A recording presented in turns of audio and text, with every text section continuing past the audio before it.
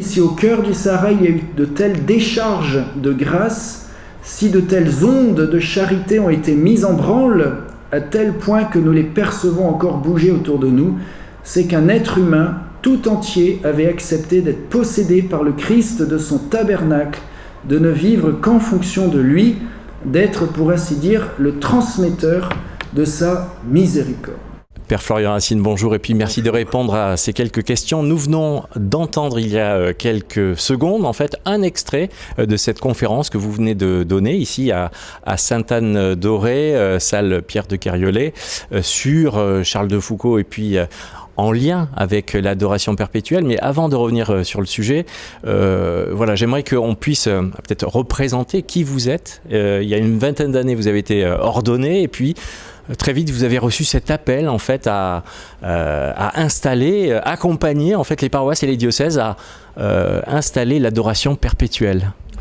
Alors c'est dans l'ordre inverse en fait. J'ai une formation d'ingénieur à Paris et aux États-Unis, et lorsque je travaillais là-bas, j'ai reçu un premier appel par la Vierge Marie pour devenir prêtre, où j'ai ressenti cet appel de Marie qui m'invitait à devenir prêtre et à être heureux, suivre le Christ dans le sacerdoce.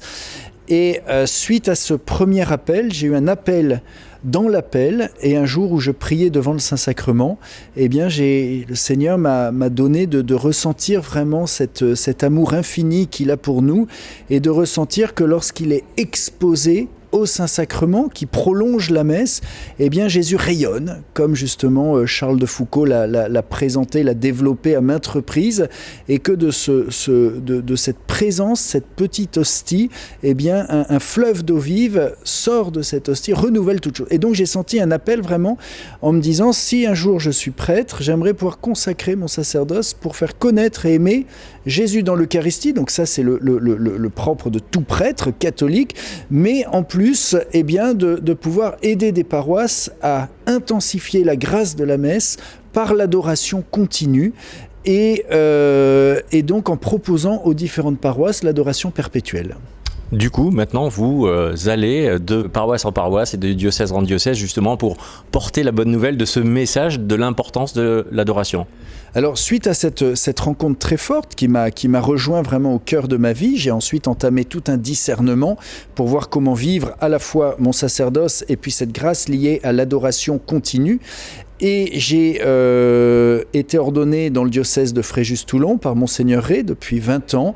Et lorsque je suis arrivé dans le diocèse, j'ai expliqué tout ceci à Monseigneur Rey, qui, après l'ordination, m'a nommé dans une paroisse, d'abord à Sanary-sur-Mer et maintenant à Saint-Maximin-la-Sainte-Baume, pour enraciner mon sacerdoce dans l'église locale. Et en même temps, il m'a encouragé eh bien, à vivre cette mission de lancer l'adoration dans les paroisses. Donc non seulement à le faire d'abord comme prêtre, et puis ensuite j'ai mis en place une petite communauté, les missionnaires de la Très Sainte Eucharistie. On est à peu près 6 prêtres, on a 4 séminaristes, et tout en étant donc enracinés dans le diocèse de Toulon à travers une mission locale, eh bien nous avons aussi la possibilité d'aller promouvoir l'adoration continue dans les paroisses. Et nous avons visité ça fait une vingtaine d'années que la communauté existe, toute petite. Nous avons visité 100 à 150 paroisses en France et dans les pays francophones, où nous avons lancé une adoration continue ou plus ou moins longue en fonction de la taille de la paroisse. Donc ça fait partie de cette mission qui est au cœur de ma vie de prêtre. Et il y a 10 ans, j'étais invité par le recteur de l'époque pour lancer cette adoration continue. Et aujourd'hui, c'est une action de grâce 10 ans plus tard. Mais en même temps, le but, c'est toujours de trouver des nouvelles personnes pour fortifier la chaîne de prière. Et puis dernière question avant de passer donc à la conférence. Donc vous êtes venu il y a 10 ans, vous venez de le dire. Aujourd'hui donc vous revenez pour continuer à parler de l'adoration perpétuelle avec un angle quelque peu différent, puisque vous avez abordé la personne de Charles de Foucauld, un grand mystique qui a marqué notre temps et puis qui vient d'être canonisé. Pourquoi justement c'était important de se rapprocher de cette personnalité qu'est Charles de Foucauld est-ce qu'on peut dire que c'est un peu un adorateur parmi les adorateurs ? Alors Charles de Foucauld est connu comme le frère universel pour son amour gratuit, total aux personnes qu'il rencontrait. mais il faut bien comprendre que s'il y avait cette charité intense dans le cœur, dans la vie de Charles de Foucauld, c'est parce qu'il allait la puiser au pied, d'abord dans la messe célébrée, dans la communion, mais ensuite dans l'adoration qu'il vivait des heures chaque jour. Et c'est cette vie d'adoration, cette vie eucharistique qui se traduisait ensuite par une vraie vie de charité auprès des autres. Et c'est pour ça que c'est important de parler de Charles de Foucauld, saint eucharistique. Très bien, merci Père Florian Racine. Tout de suite donc la suite de la conférence. Grande joie de revenir. Si je me souviens bien, j'ai été invité il y a 10 ans par le recteur de l'époque pour lancer ce grand mouvement d'adoration continue ici sur le sanctuaire, même si c'est une grâce que vous viviez déjà depuis certainement beaucoup d'années. Et 10 ans plus tard, c'est une grande joie de pouvoir non seulement encourager les adorateurs existants qui persévèrent d'heure en heure, de semaine en semaine, et puis ensuite de pouvoir inviter des nouveaux. Voilà, ce sera l'objet des homélies pendant le week-end, d'essayer d'inviter des nouvelles personnes à donner 1 heure, 1 heure par semaine pour être avec Jésus au Saint-Sacrement. Alors, lorsque Anne Le Garec m'a demandé de faire une conférence sur Charles de Foucauld, j'ai dit, alors ça, j'ai jamais fait de conférence sur Charles de Foucauld, donc c'est une première pour moi, sachant que je vais faire cette petite exhortation, présentation, bien sûr en insistant sur sa vie d'adoration, qui est le thème bien sûr de ce week-end d'action de grâce pour les 10 ans d'adoration. Alors, je vais faire un petit peu comme je peux, soyez indulgents avec moi, j'ai fait préparer des notes, de temps en temps il faudra que je m'appuie sur ces notes, sachant que je vais quand même essayer de lire des citations, des références de Charles de Foucauld. Vous savez, s'il y a tant de lettres de Charles de Foucauld, c'est qu'il passait en fait des heures, il disait de temps en temps « Quelle joie mon Dieu, passer plus de 15 heures par jour à rien faire si ce n'est que te regarder, te dire « Oh que je t'aime, quelle douce joie mon Dieu ». Alors ça lui arrivait pas tous les jours, je pense, de passer 15 heures d'affilée devant le Saint-Sacrement, mais il paraît que comme il priait beaucoup et il devait lutter contre le sommeil, et pour lutter contre le sommeil, il avait l'habitude d'écrire devant le Saint-Sacrement. Lorsqu'il sentait que le corps s'apesantissait, eh bien il écrivait. C'est parce qu'il a beaucoup prié et veillé devant le Saint-Sacrement qu'en fait il a aussi beaucoup écrit. C'est pour ça qu'il y a multitude de lettres et d'écrits de Charles de Foucauld. Alors on va commencer par une petite prière. Je vous salue Marie, pleine de grâce, le Seigneur est avec vous. Vous êtes bénie entre toutes les femmes, et Jésus, le fruit de vos entrailles, est béni. Sainte Marie, Mère de Dieu, priez pour nous pauvres pécheurs, maintenant et à l'heure de notre mort. Amen. Au nom du Père, du Fils et du Saint-Esprit. Amen. Alors pour cette petite présentation, d'abord je vais rappeler en quelques mots la vie de Charles de Foucauld.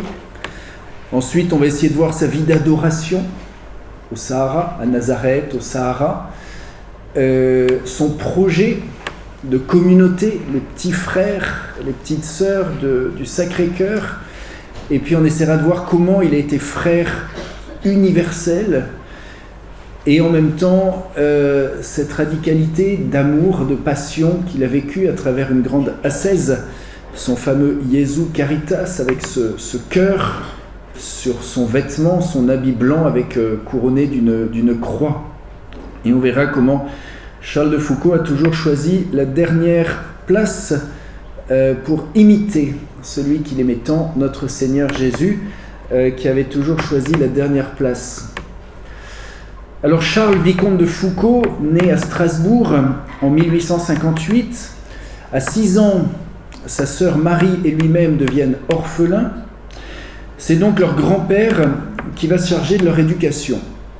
Alors Charles reçoit une bonne formation, éducation chrétienne dès son enfance, mais à 16 ans, il perd la foi.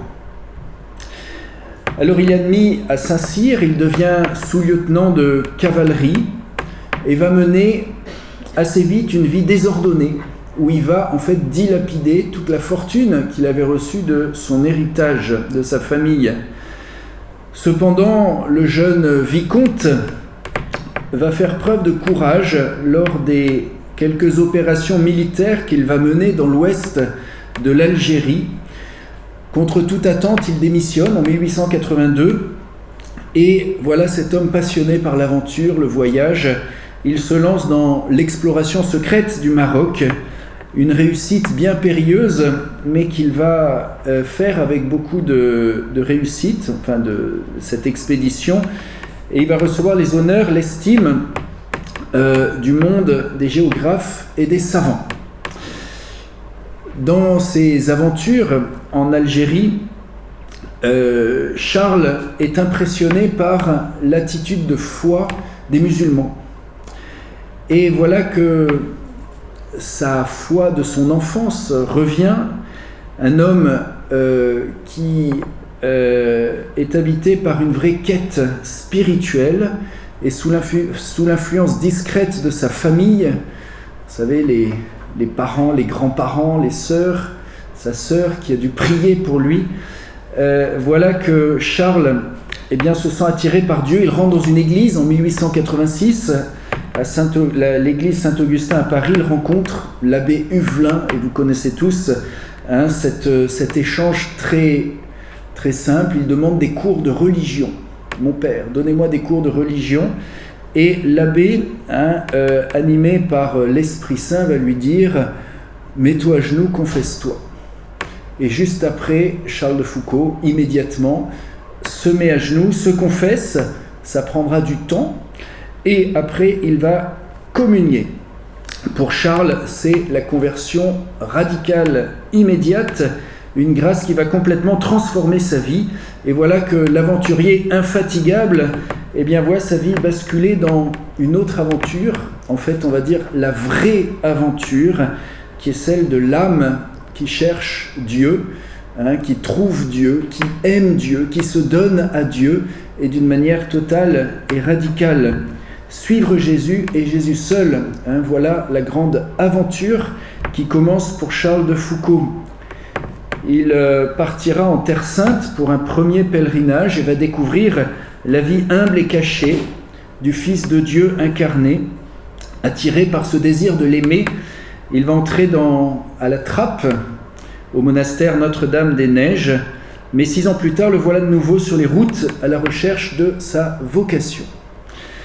Alors ce frère que l'on dit universel, j'ai envie de dire singulier, il est toujours resté seul en fait, mais aussi universel par sa manière d'aimer toute personne, se rend d'abord à Nazareth. Il va vivre comme ermite pendant 3 mois chez les Clarisses dans un dépouillement total.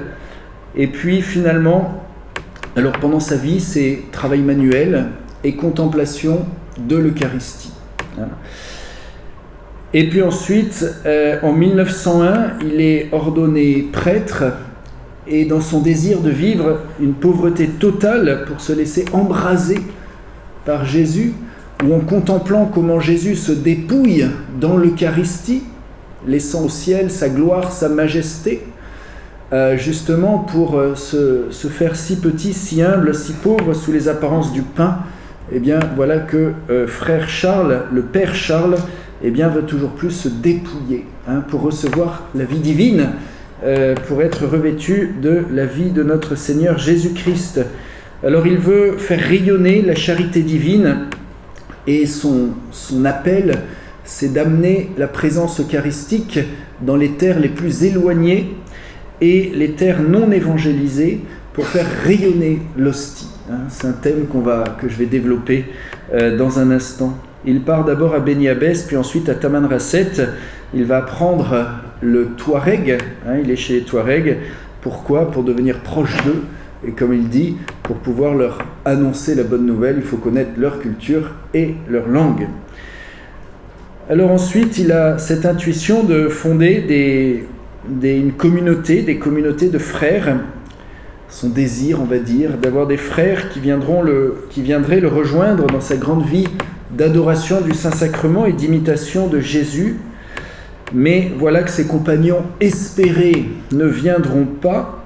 Charles se retrouve seul pendant toutes ces années au Sahara, jusqu'au jour où il meurt dans un guet-apens devant son ermitage, victime d'un coup de feu, le 1er décembre 1916. Et il est fêté aujourd'hui le 1er décembre.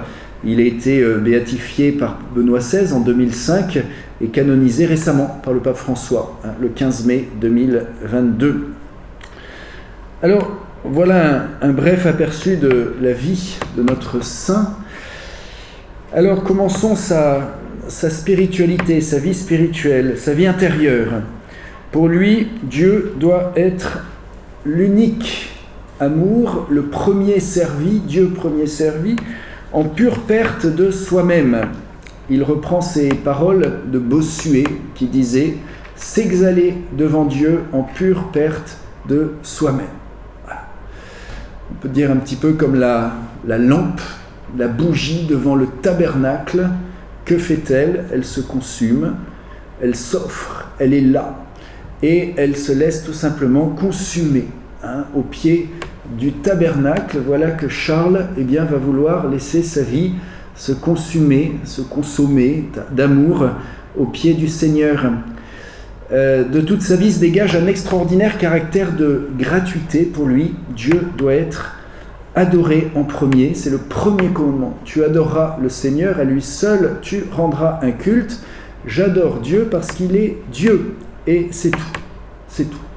Je ne vais pas adorer Dieu pour recevoir des grâces particulières, c'est toujours un risque qu'on peut avoir d'instrumentaliser la présence. Je vais adorer le Saint-Sacrement parce qu'ensuite, je serai en paix, ou je serai un meilleur missionnaire, ou je ne sais quoi. Certes, il y a beaucoup de fruits que le Seigneur donne en venant adorer le Saint-Sacrement, mais avant tout, Dieu mérite d'être adoré pour lui-même. Et ça, c'est absolument essentiel dans la vie de Charles de Foucauld. Toute sa vie trouve un centre. C'est beau cette expression, on a besoin d'un centre. L'amour de Dieu se concentre. Il y a 2000 ans, il s'incarne. Cet homme Jésus, c'est l'amour de Dieu, le visage de Dieu qui est là. Et cette incarnation, Dieu qui se concentre en Jésus, se prolonge, s'étend à travers cette petite hostie qui concentre la présence divine, l'amour de Dieu. Et pour Charles, sa vie est entièrement centrée sur la petite hostie. Pas d'autre centre. Alors on peut dire qu'il fait partie, Charles, de ces vocations théocentriques. Théocentriques, en fait, centrées entièrement sur Dieu. Son âme est directement pour Dieu. Il n'y a que Dieu qui compte dans le Christ. Et ce type de vocation existe, on les a toujours vus dans l'Église, il y a différentes formes de vocation, mais pour lui, Dieu va toucher tout l'horizon. Voilà, il prend toute la place. Du fait même qu'il existe, il est éminemment préféré. Charles écrit « Le fondement de l'amour, de l'adoration, c'est de se perdre, de s'abîmer en ce qu'on aime et de regarder le reste comme néant. » Voilà. Dieu seul, et le reste, c'est du néant. Même si, on parlera du frère et de son amour immense, son immense charité, on verra comment, dans ces paroles qui semblent exclure la charité du prochain, c'est pas du tout le cas, mais avant tout, c'est Dieu, pour Dieu, premier adoré, premier servi. Charles de Foucauld écrit « L'adoration est la plus complète expression du parfait amour, c'est rendre grâce à Dieu de sa grande gloire, dans une admiration, une contemplation, un respect, un amour sans fin. C'est la fin pour laquelle nous sommes créés, ce sera notre vie dans le ciel. C'est notre vie dans ce monde si nous agissons en être raisonnables. Celui qui est raisonnable, la créature raisonnable, doit adorer son Créateur. » Monseigneur Santaine disait bien que c'est l'acte premier de la religion, c'est d'adorer son Créateur.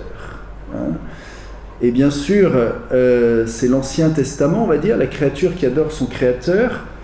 Et nous, grâce à Jésus, c'est le Fils qui adore son Père, qui vit en enfant de Dieu. Le rapport, c'est plus simplement créature-créateur, mais nous savons que grâce à Jésus, c'est fils-père, ou mieux encore, différemment, épouse-époux.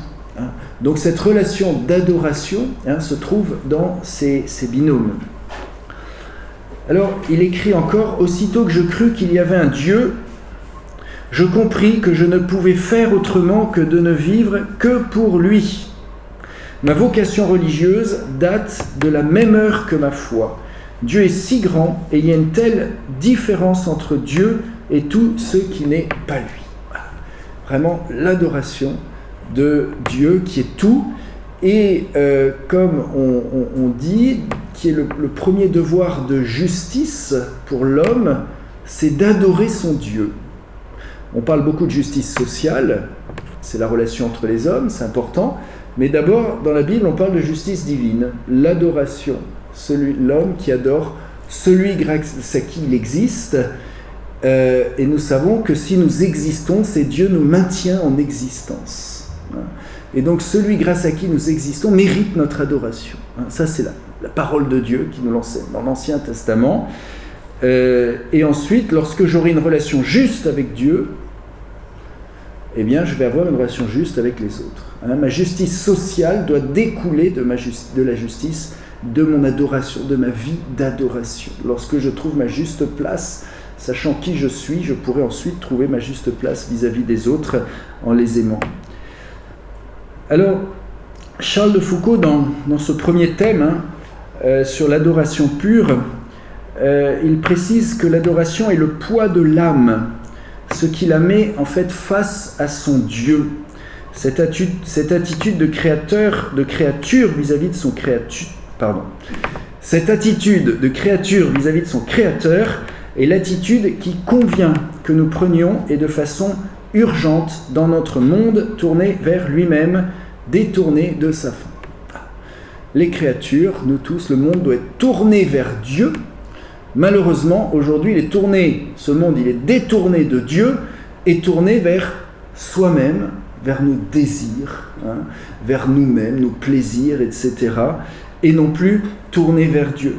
Et donc Charles explique qu'il y a un besoin dans le corps mystique de notre Seigneur où tant de personnes, dans une très sainte et réelle charité, eh bien, se tournent vers les autres pour les ramener au Christ. Là, je parle de ceux qui vont faire du bien à leurs prochains en se tournant vers eux pour les ramener à Dieu. Eh bien, on comprend avec Charles de Foucault qu'il y a d'autres vocations qui sont entièrement tournées vers Dieu. Et qu'à l'intérieur même de la patte humaine, il faut des hommes d'adoration, si persuadés de la nécessité de leur tâche, que même privés de toute action sur leurs semblables, ils sauraient qu'ils répondent à l'essentiel de leur vocation en répétant à Dieu, dans nos déserts contemporains, vous êtes celui qui est, nous sommes celui qui ne sont pas. Voilà. Donc des hommes entièrement tournés à Dieu, l'Église, l'Esprit Saint a toujours suscité des vocations, de telles vocations. Alors, la meilleure part, on se souvient de ce passage, Marthe et Marie. Marthe, tu te préoccupes, t'agites pour beaucoup de choses, alors importantes certes, l'hospitalité, l'accueil, la charité, etc., le service du prochain. Marie a choisi la meilleure part, elle ne lui sera pas enlevée. Qu'est-ce qu'elle faisait ? Elle faisait rien, elle est critiquée pour ça, parce que souvent les actifs critiquent les contemplatifs en disant vous ne servez à rien. Voilà. Et de même, lorsque je viens prier 1 heure devant le Saint-Sacrement dans la petite chapelle ici, peut-être des personnes me disent « tu perds ton temps, tu ne fais rien ». Oui. Et c'est vrai que l'adoration, eh bien, c'est apprendre aussi à ne rien faire. En fait, non pas à rien faire, parce que l'acte d'adoration est un acte éminemment important. C'est l'acte, je pose l'acte de foi, d'espérance et de charité, mais c'est se rappeler que c'est Jésus qui fait. C'est Jésus qui est le Sauveur, c'est Jésus qui sauve le monde, et je vais m'unir, comme la Vierge Marie au pied de la croix, à celui qui sauve le monde. Que fait la Vierge Marie au pied de la croix ? Rien, mais en fait elle fait tout, parce qu'elle est associée par Jésus à son œuvre de rédemption. L'adorateur, que fait-il ? En apparence, rien, il ne bouge pas, il est devant le Saint-Sacrement, mais en fait il est associé par Jésus à son œuvre de rédemption. L'adoration nous fait rentrer dans ce mouvement, on apprend que c'est lui, Jésus, qui fait, et que plus je vais m'unir à Jésus, plus le Seigneur va utiliser ensuite mon existence, mes paroles, mon cœur peut-être, même si je ne fais pas beaucoup, mais ma propre personne pour sauver le monde. Alors, Charles écrit ceci, la meilleure part, c'est la vie contemplative, la vie de prière, la vie qui se détache entièrement des choses matérielles pour ne s'occuper qu'à contempler notre Seigneur. Bon, ça c'est sa vocation. Je ne dis pas que c'est votre vocation, mais c'est ce qu'il écrit. La vie où l'esprit, ne s'occupant jamais des choses terrestres, est tout entier plongé dans la pensée de Dieu, le regardant, l'écoutant, lui parlant sans cesse par le sentiment perpétuel de sa présence et une oraison qui peut varier aux différents moments du jour, mais qui ne s'interrompt jamais. Voilà sa vocation. Alors il écrit dans cet amour pour Jésus dans l'Eucharistie, « L'heure la mieux employée de notre vie est celle où nous aimons le plus Jésus. » C'est beau. Quelle est l'heure la plus précieuse? Eh bien, Charles de Foucault nous dit ça. Celle où nous aimons le plus Jésus. L'adoration du Saint-Sacrement, il écrit à sa sœur, et le repos, le rafraîchissement, la joie. Encore, adorer la Sainte Hostie, ce devrait être le fond de la vie de tout humain. Quelle joie immense, mon Dieu! Passer plus de 15 heures en n'ayant rien d'autre à faire que de te regarder et te dire « Seigneur, je t'aime, oh, quelle douce joie !» 15 heures d'adoration. Si on avait Charles de Foucault à la paroisse ici, ça serait plus facile de couvrir toutes les heures d'adoration. Il en ferait 15 par jour déjà, il ne resterait plus que les 9 autres. Et si on avait la Vierge Marie, bon, bien qu'elle soit présente dans ce sanctuaire, alors elle a fait l'adoration perpétuelle. Toute seule à Bethléem, elle faisait du 24 sur 24 avec Jésus. Bon, mais nous, on fait ce qu'on peut. Déjà, si on peut faire 1 heure par semaine, c'est très bien. Je continue, Charles de Foucault. En vous donnant ma présence dans le tabernacle jusqu'à la fin des siècles, alors, de temps en temps, il fait parler Jésus. Voilà. Donc là, il fait parler Jésus. En vous donnant ma présence dans le tabernacle jusqu'aux fins des siècles, je vous fais un don infini, mais je vous en fais 2 autres infinis aussi. Je me donne à vous, en second lieu, pour être votre nourriture, et en troisième lieu, pour être offert pour vous en sacrifice à mon Père. Alors, c'était Jean-Paul II qui nous rappelait que dans l'Eucharistie, il y a 3 dimensions. Alors, en fait, on peut en mettre 4 ou 5, mais au moins 3. L'Eucharistie, sacrifice, la messe, c'est le sacrifice de Jésus-Christ qui est rendu présent, et je suis au pied de la croix, je reçois les fruits de sa mort et de sa résurrection qui s'actualisent dans ma vie. La messe, première dimension. Deuxième dimension, la communion, qu'il faut distinguer de la messe, c'est je reçois cette nourriture vivante et vivifiante, c'est quelqu'un, Jésus, avec son cœur, et c'est une nourriture vivifiante qui vient me donner la vie intérieure. Et troisième dimension, c'est la présence. Jésus qui demeure au tabernacle jour et nuit. Et si notre époux, l'époux de l'Église qui est Jésus, est là jour et nuit, l'épouse, eh bien, doit être là avec l'époux. D'où l'adoration perpétuelle qui en soi, ce qui devrait se faire partout. On devrait, chaque fois que Jésus est présent quelque part, même au dehors de la messe, eh bien l'épouse qui est l'Église devrait être là, et c'est ce qu'on essaie de faire. Alors Charles de Foucault, pour être un homme d'adoration, a été un homme de solitude et de désert. En fait, il a beaucoup souffert de sa solitude. Il faut lire ça dans ses lettres, on en parle assez peu. Mais il va chercher à briser tout ce qui n'est pas Jésus en lui. Et pour ça, il se coupe du monde. Il est seul dans son ermitage. Il demeure presque 15 années entières dans la solitude, sans appui, sans réconfort. Et il vit un mode d'existence qui aurait brisé, on peut dire, les plus robustes. Il dort très peu, il ne mange pas 2 dates par jour ou 3 dates. Il ne se vêtit pas, il a ses pauvres habits, plus en haillons, enfin abîmés. Et voilà qu'il veut accomplir chaque jour la volonté de Jésus, son unique amour, son unique ami ou amour, pourquoi pas, présent dans la Sainte Hostie. Et alors il rassure sa famille qui s'inquiète. devant ces conditions de vie invraisemblables. Et il écrit ceci: « Je tâche de faire au jour le jour la volonté de Jésus, et je suis dans une grande paix intérieure. Ne vous tourmentez pas de me voir seul, sans amis, sans secours spirituel.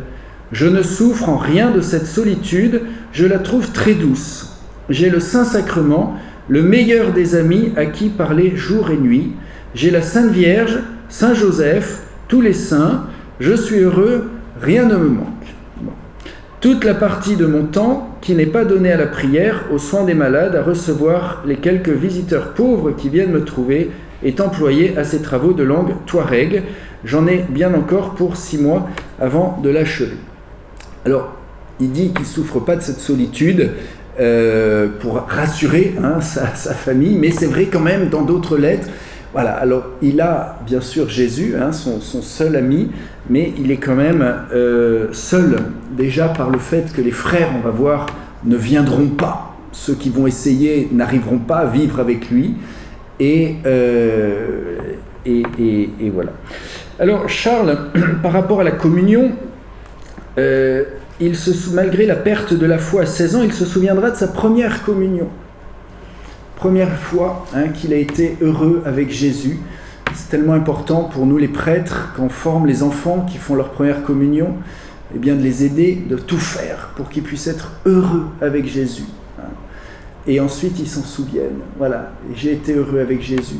Même si peut-être, comme Charles de Foucault, ils vont perdre la foi, eh bien le retour est toujours possible. Il écrit ceci: c'est cette première communion, après une longue et bonne préparation entourée de grâce et des encouragements de toute une famille chrétienne sous les yeux des êtres que je chérissais le plus au monde, afin que tout fût réuni en un jour pour m'y faire goûter toutes les douceurs.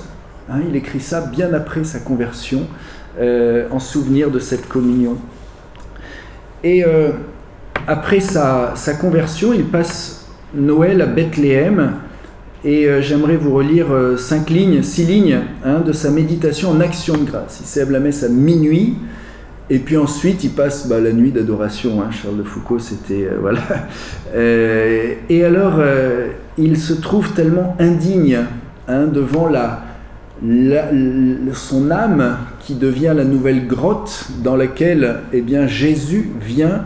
Et alors il écrit ceci: « Ai-je mieux à vous offrir, il parle au Seigneur, qu'une grotte froide, obscure, souillée, habitée par l'âne et le bœuf, par la nature brutale, les pensées terrestres, les sentiments bas et grossiers. Hélas, mon Dieu, je le reconnais, c'est là la triste hospitalité que je vous offre.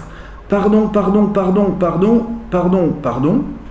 6 fois, d'avoir si peu travaillé à l'aide des grâces sans nombre que vous m'avez données pour faire de cette grotte de mon âme, où je savais que vous deviez entrer, une demeure moins indigne de vous, une demeure chaude, claire, propre, ornée de votre pensée. Mais ce que je n'ai pas fait, faites-le, Seigneur. » Il ne désespère pas, bien sûr. « Illuminez cette grotte de mon âme au divin soleil, réchauffez-la, purifiez-la, vous êtes en elle, transformez-la par vos rayons. » Je pense qu'il avait une ferveur déjà incroyable dans cette communion, et pourtant, en comparant avec l'amour, c'est sûr, l'amour de Marie et de Joseph, difficile d'être à la hauteur. Alors, il continue, toujours en pensant à Bethléem et aussi à Nazareth. Vous n'étiez pas plus près de la Sainte Vierge pendant les 9 mois qu'elle vous porta dans son sein que vous l'êtes de moi quand vous venez sur ma langue dans la communion. Celui qui a passé 9 mois dans le sein, dans le ventre de la Vierge Marie, vient de la même manière dans notre cœur et habite en nous de la même manière, et nous avons besoin de Marie, femme eucharistique, pour recevoir le plus dignement ou le moins indignement, tout dépend comment on regarde les choses, notre Seigneur Jésus. Sachant que si Dieu a voulu que sa mère soit immaculée conception depuis toujours pour en faire sa propre demeure pendant 9 mois, combien plus nous devrions être tout purs pour recevoir le Saint des Saints. Mais en même temps, l'Eucharistie, alors ça c'est une parenthèse, n'est pas uniquement, c'est la nourriture des saints, mais c'est aussi la nourriture des pécheurs. C'est pas que pour les saints, sinon ça sert à rien. Et c'est lui qui fait du pécheur un saint. Donc c'est pas parce que je suis pécheur, et on l'est tous, qu'il faut pas communier. Voilà. Alors il faut être en état de grâce, bien sûr. Si on a fait un péché grave, un péché mortel, il faut se confesser, bien sûr, avant. Ça c'est l'Église qui nous l'enseigne. Mais n'attendons pas la perfection pour communier, parce que c'est la nourriture du pécheur qui fait des saints. Le face-à-face avec Jésus. Alors il écrit ceci: vous n'étiez encore pas plus près de la Sainte Vierge et de Saint Joseph dans la grotte de Bethléem, dans la maison de Nazareth, dans la fuite en Égypte, pendant tous les instants de cette divine vie de famille que vous l'êtes de moi en ce moment, et si souvent dans ce tabernacle. Alors il écrit des phrases qui ont surpris les théologiens. Il dit ceci: vous êtes, mon Seigneur, dans la Sainte Eucharistie, vous êtes là à 1 mètre de moi, dans ce tabernacle. Votre corps, votre âme, votre humanité, votre divinité, votre être tout entier est là, dans sa double nature. Vous êtes près, mon Dieu, mon Sauveur, mon Jésus, mon frère, mon Sauveur, mon époux, mon bien-aimé. Vous êtes là à 1 mètre. Juste après, il dit, si je ne me trompe pas, si j'ai bien mis la citation, après il dit, vous êtes à 3 mètres de moi. Alors c'est vrai qu'il y a certains théologiens, vous savez, qui utilisent plus la tête que le cœur, qui disent qu'ils parlent des à peu près eucharistiques de Charles de Foucault. Il y a quelques formules qui, pour un grand théologien thomiste, peut-être ne sont pas complètement carrées. Est-ce qu'on est à 1 mètre de Jésus quand je suis devant l'hostie ? Alors, c'est vrai que la théologie nous dit que Dieu n'est pas localisé, c'est-à-dire qu'il n'est pas présent dans le contour de la petite hostie comme il serait dans une boîte ou dans une pièce. Nous sommes localisés ici, je suis là et pas ailleurs. Cela dit, les mystiques, les saints, nous rappellent, enfin la théologie aussi, que Jésus, qui est au ciel dans sa gloire et qui est présent de multiples formes dans son Église, se rend présent sous les apparences des pains. Quand les apparences du pain sont là, que ce soit une énorme hostie ou une toute petite parcelle, Dieu se rend présent. Donc il est vraiment là, là où se trouvent les apparences du pain, même s'il n'est pas localisé. Bon, ça c'est les parenthèses des théologiens qui intéressent personne, mais comme on a beaucoup critiqué Charles pour ça, je fais une parenthèse dessus. Aujourd'hui, Charles de Foucault, non seulement il faut vous regarder, mais il ne faut pas faire autre chose que de vous regarder. On me dit, qu'est-ce qu'il faut faire devant le Saint-Sacrement ? Je dis, rien. Mais aujourd'hui, on ne sait pas rien faire. C'est ça le problème. On sait faire, mais on ne sait pas rien faire. Voilà. Et l'adoration, c'est apprendre à rien faire. Pour laisser faire celui qui fait tout. Voilà, encore une fois. Même si, je dis qu'on ne fait rien, mais on fait quand même cet acte suprême, c'est-à-dire l'acte de foi, d'espérance et de charité pour entrer en contact avec le Seigneur lorsqu'on entre dans la chapelle d'adoration. Alors quel bonheur, que vous êtes bon de me le donner, que je suis heureux, mon Dieu, me voici à vos pieds dans ma cellule, il fait nuit, tout se tait, tout dort, je suis le seul peut-être à Nazareth à vos pieds. Qu'ai-je fait pour mériter ces grâces ? Merci, merci.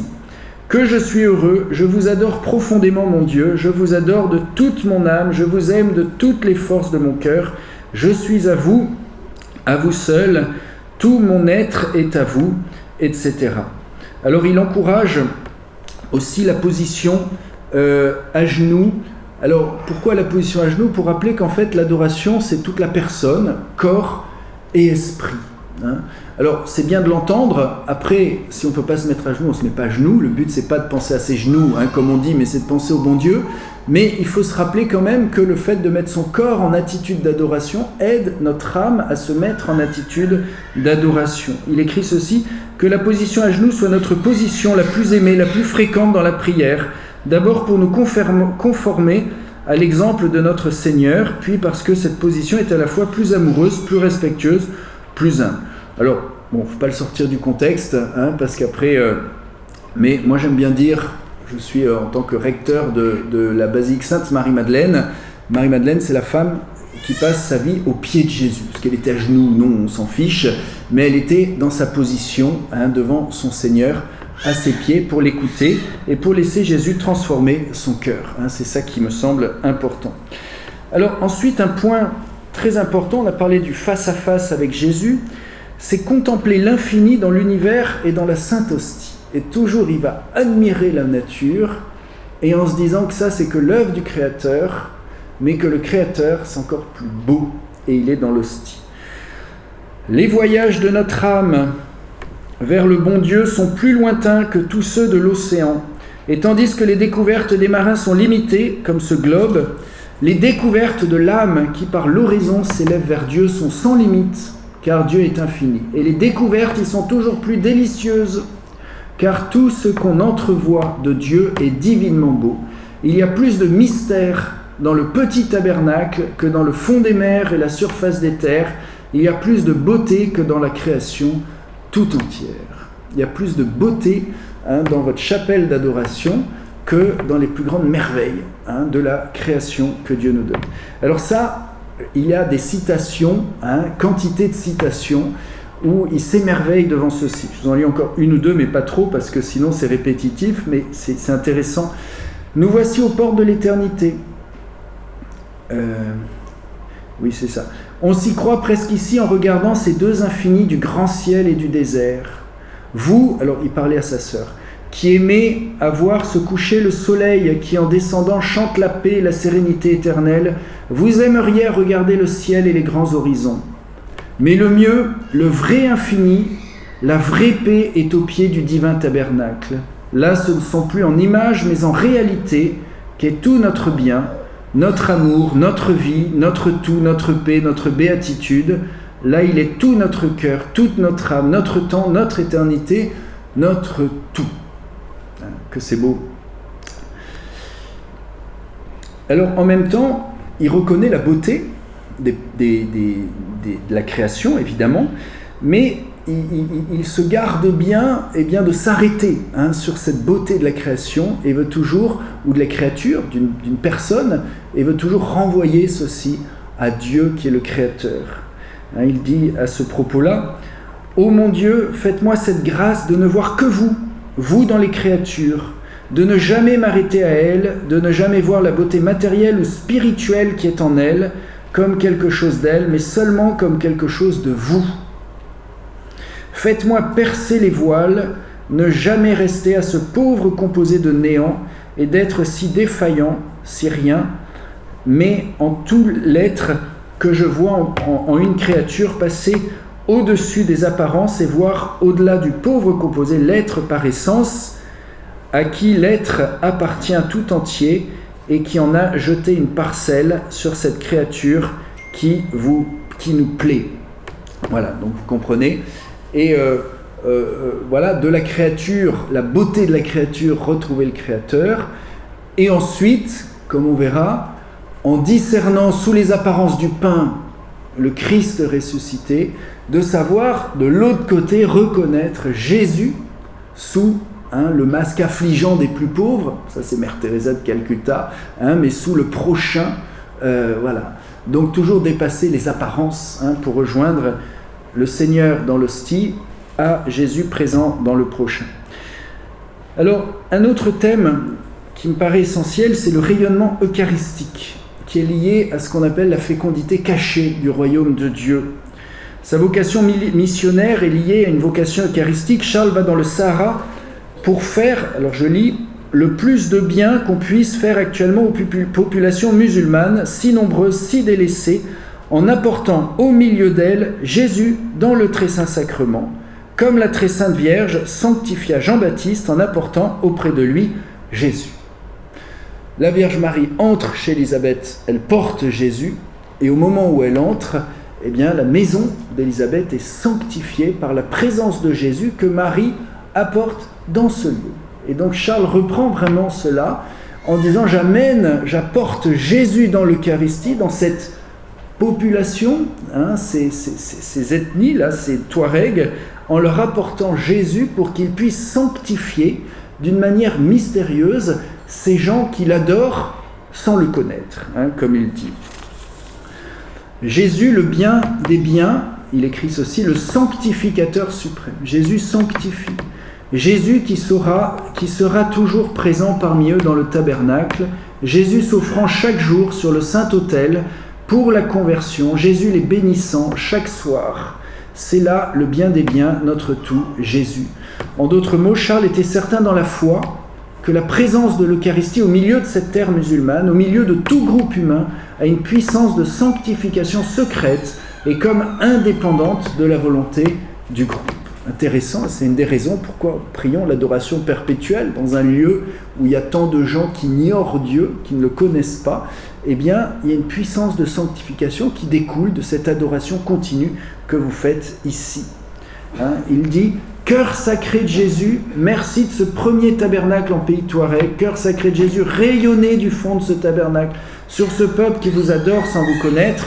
Éclairez, dirigez, sauvez ces âmes que vous aimez. » En d'autres mots, dans son ermitage, il y a un cœur qui bat. Ce cœur, c'est le cœur de Jésus, dans la Sainte Hostie, célébré, adoré. Mais il faut bien sûr cette communion des saints, il faut la présence de Charles qui adore, qui s'exale, qui se donne tout entier aux pieds du Seigneur, pour que le Seigneur rayonne. Ça ne suffirait pas d'envoyer des hosties dans le désert en laissant les hosties travailler. Non, Jésus travaille s'il y a une personne qui croit en lui. Et on voit ça dans la Bible, dès que quelqu'un pose un acte de foi pour Jésus, Jésus fait un miracle. Et lorsque nous croyons que Jésus est vraiment présent là, eh bien Jésus fait des miracles. De son tabernacle, Jésus rayonnera sur ces contrées et attirera à lui des adorateurs. Ma présence fait-elle quelque bien ici? Si elle n'en fait pas, la présence du Saint-Sacrement en fait certainement beaucoup. Jésus ne peut être en un lieu sans rayonner. Donc ça, c'était son intuition d'amener Jésus dans une terre païenne, d'adorer le Seigneur et de laisser Jésus déjà travailler, éclairer, diriger, sauver les âmes. Alors, c'était Jean-Paul II à Montmartre, qui, devant l'adoration perpétuelle, il écrivait ceci: « Dans la Sainte Eucharistie, c'est aussi le sens de l'adoration perpétuelle, nous entrons dans ce mouvement de l'amour d'où découle tout progrès intérieur et toute fécondité apostolique. Quand j'aurai été élevé de terre, j'attirerai à moi tous les hommes. » Tout progrès intérieur et fécondité apostolique découle de l'hostie lorsqu'elle est célébrée, adorée continuellement. Alors, quels sont les fruits de la vie de Charles de Foucauld? Nous savons qu'il n'y a pas eu de communauté. Les frères dont je vais maintenant parler ne sont jamais venus. Mais Charles de Foucauld, eh bien, il est rentré dans une grande pauvreté. Et les adorateurs doivent apprendre à être pauvres. On demande beaucoup, on n'obtient pas ce qu'on demande, mais on obtient différemment ou dans le temps de Dieu. Et pourtant, s'il n'y a pas eu de communautés qui ont découlé directement pendant la vie de Charles de Foucauld, nous savons que en fait, sa fécondité était bien au-delà de ce qu'il pouvait penser. Il voulait une communauté. En fait, il y a eu des dizaines de communautés qui ont trouvé leur inspiration plus tard, dont celle de Madeleine Delbrel. J'aime beaucoup cette sainte, alors elle n'est pas encore canonisée, mais j'espère que ça va venir, et qui a écrit des merveilles. Alors elle a vécu la même chose, non pas dans le Sahara, mais dans les banlieues parisiennes, et dans le bruit, dans la vie bousculée des Parisiens au milieu du XXe siècle. Et alors elle écrit elle a des grandes intuitions. Elle parle de ces décharges de grâce qui ont irradié le désert et qui continuent d'agir. J'aimerais vous lire quelques lignes de Madeleine Delbrel sur ça.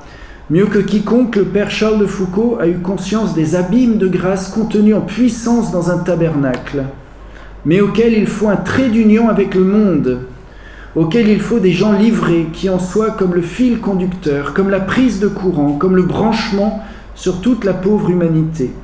Et ces hommes sont meilleurs conducteurs de grâce dans la mesure où ils acceptent de reproduire en eux l'essentiel message évangélique que notre Seigneur leur prêche dans l'Eucharistie.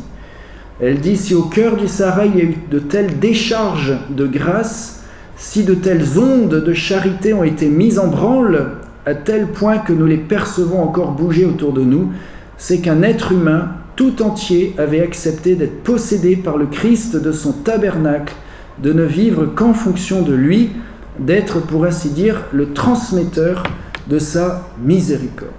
Qui fait le plus ici à Sainte-Anne-d'Auray?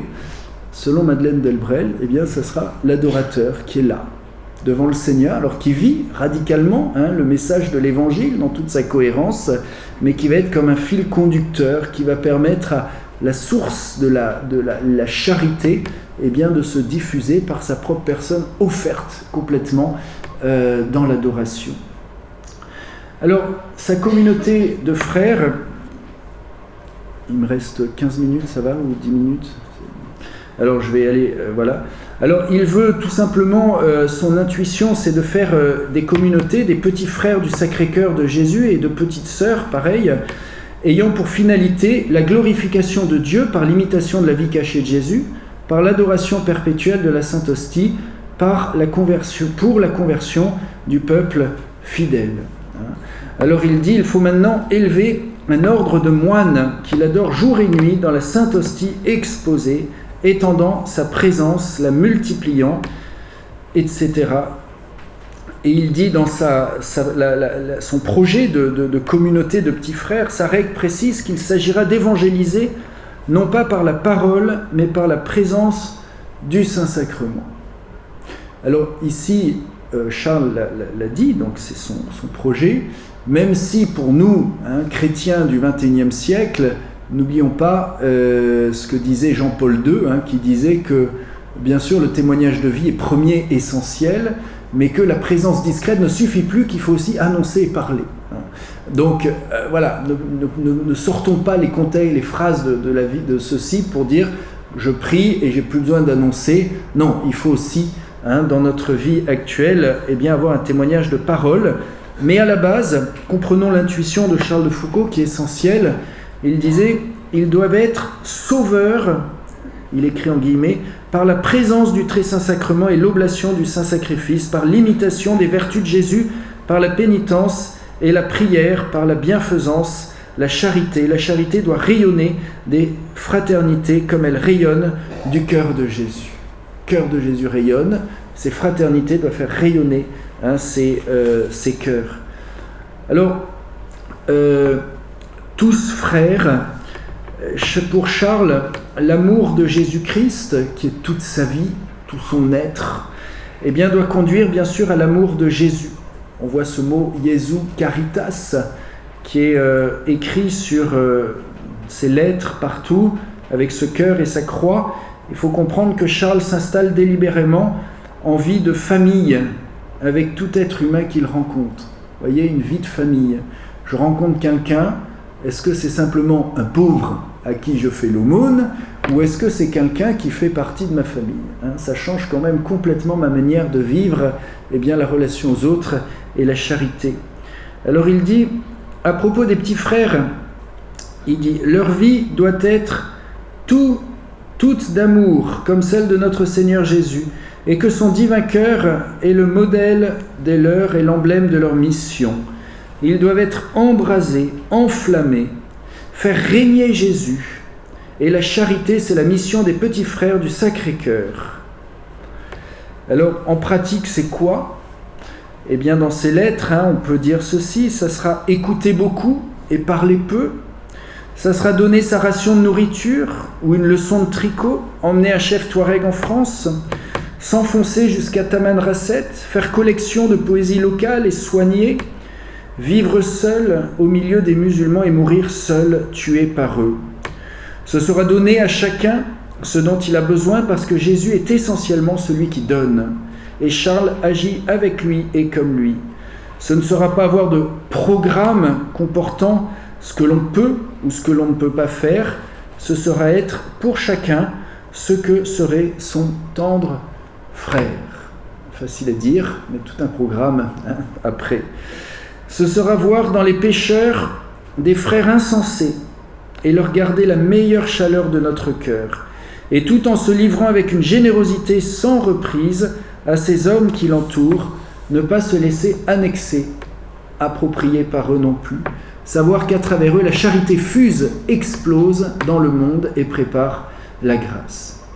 Alors voilà un petit peu comment il a vécu cette charité. Je lis encore de son règlement. L'hospitalité, l'aumône donnée amoureusement à quiconque les demande, avec le respect, le bonheur, les ailes dues à l'égard des membres de notre Seigneur. Ce que vous faites à l'un de ces petits, qui sont mes frères, c'est à moi que vous l'avez fait. Alors, Charles n'attend pas les résultats. Même, il ne se trouble pas de son parfait échec dans la mesure où ceux qui sont venus chez lui ne sont pas restés, les candidats, les vocations, pas duré longtemps. Il garde sa paix quand, ayant passé presque une vie au désert, son seul bilan, c'est quoi? C'est la conversion peu assurée d'un Africain et d'une vieille femme. Il aime, mais il aime pour aimer, parce que Dieu est amour et que Dieu est en lui, et qu'en aimant jusqu'au bout tous les siens, il imite autant que faire se peut son Seigneur. Encore une fois, il entre dans cette pauvreté de l'Eucharistie qui ne nous donne pas de chercher les fruits visibles tout de suite, mais de nous détacher de ce que le Seigneur nous donnera, mais d'accueillir les grâces, mais de ne pas les chercher pour immédiatement et pour nous-mêmes.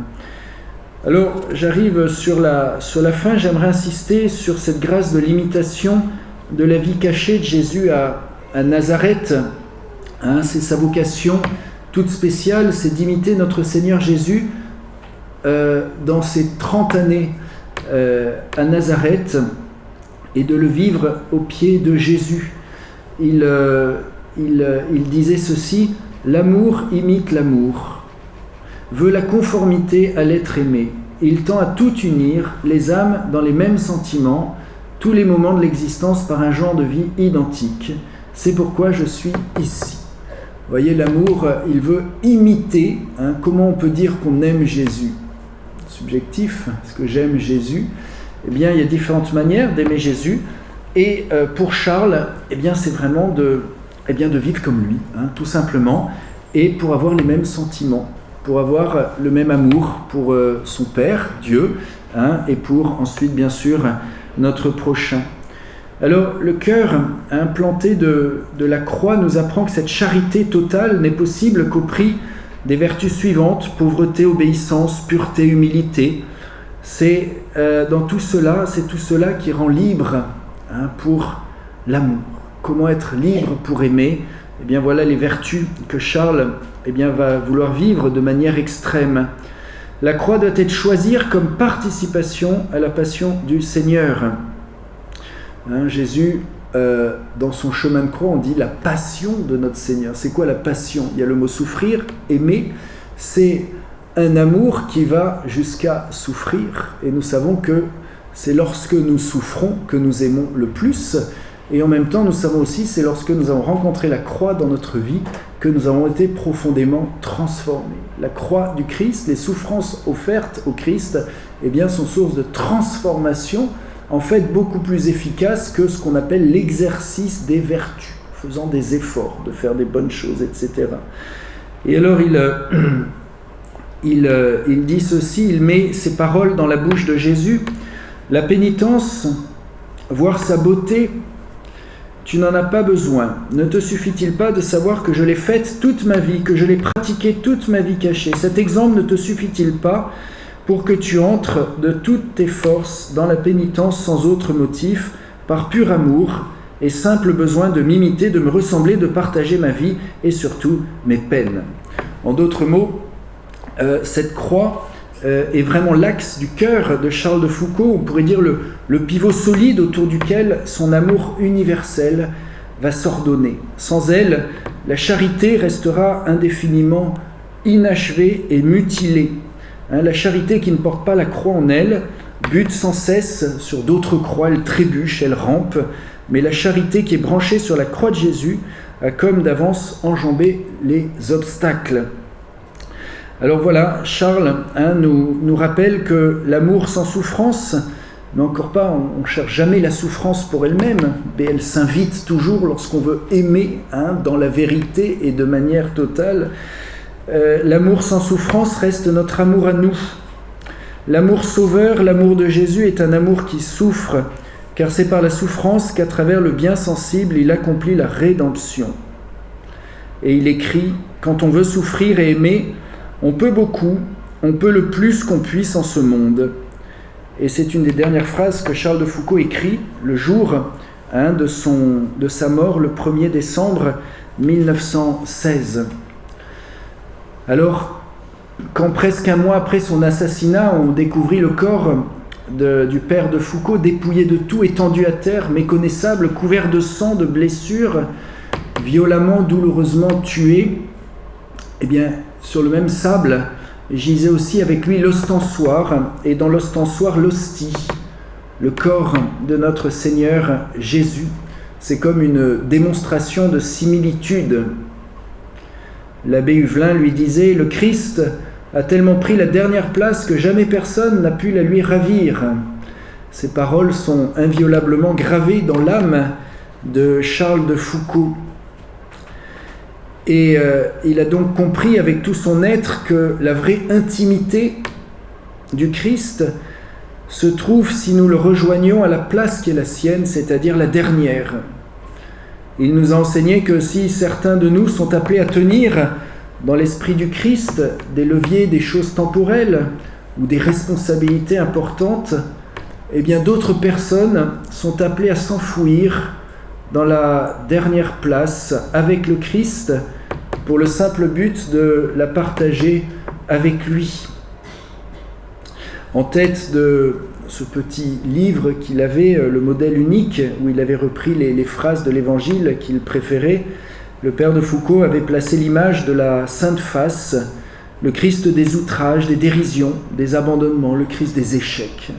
C'est la dernière des places.